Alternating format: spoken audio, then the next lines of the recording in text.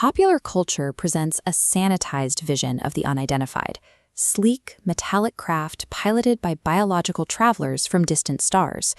But the original witness accounts tell a messier story, one defined by contradictions and events that seem physically impossible. This creates what historian Renee Haynes calls the boggle threshold. It is the psychological point where a researcher encounters a report so bizarre that they simply filter it out. Because the data cannot be categorized, it is treated as a mistake rather than evidence. Take a case where a witness reports a metallic disc in the sky, side by side with a hairy, 8-foot-tall cryptid. To a standard investigator, the presence of a monster invalidates the craft. They throw the entire report into the trash to keep their extraterrestrial theory clean.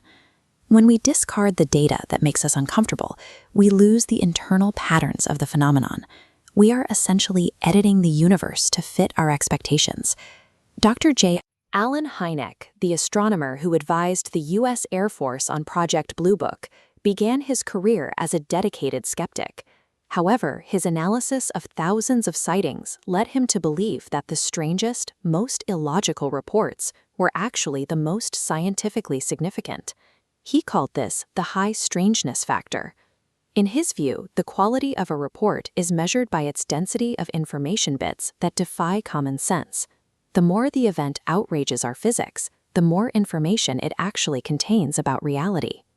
High strangeness shifts the focus of the investigation. If a craft can stall a car engine, kill a radio, and leave physical marks on the soil while appearing to defy gravity, it isn't just a vehicle, it is a localized breach of our physical laws. Breakthroughs occur at the edge of the boggle threshold. To understand these encounters, we must rigorously analyze the absurdity rather than hiding from it. Witness accounts frequently describe a precursor known as the Oz factor. It is characterized by an unnatural, dreamlike silence where the environment seems to freeze. The observer feels isolated from the normal flow of time and space, as if they have stepped into a different reality. This sensory isolation often coincides with measurable electromagnetic interference.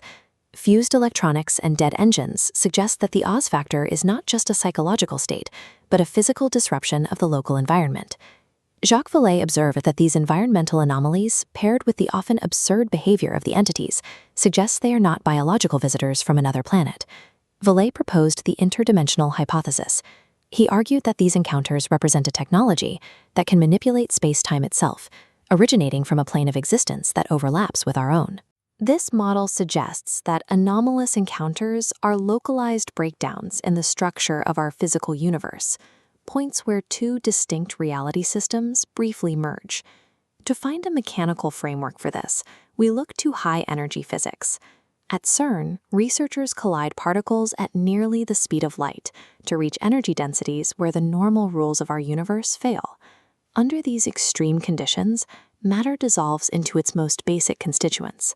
This demonstrates that our physical world is not a fixed block, but a system that can be forced into a state where new laws of physics, including the production of strange particles, become the norm. Interdimensional planes are separate reality layers sharing the same physical space, vibrating at different frequencies.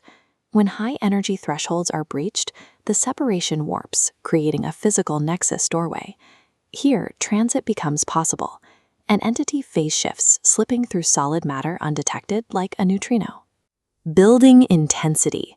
High strangeness is the thermodynamic friction of this process.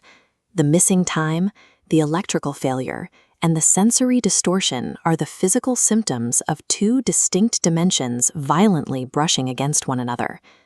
These interactions are not limited to the modern era.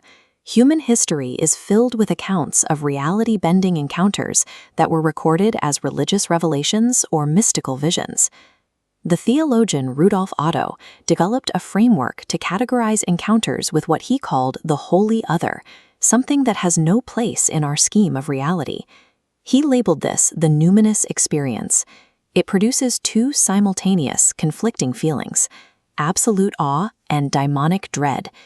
It is an encounter with a power that feels beautiful and terrifying at the exact same moment. Otto's framework explains the psychological impact of high strangeness. Whether a witness sees an angel or a craft, They are reporting the same multidimensional phenomenon, interpreted through the lens of their culture.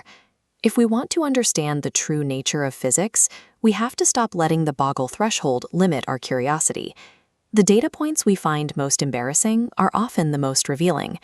The deep weird provides the specific evidence needed to understand how the broader universe is structured. These outliers show us exactly where our current theories are failing. Embracing high strangeness moves the investigation toward mapping the multidimensional architecture of reality. We are no longer just recounting campfire stories.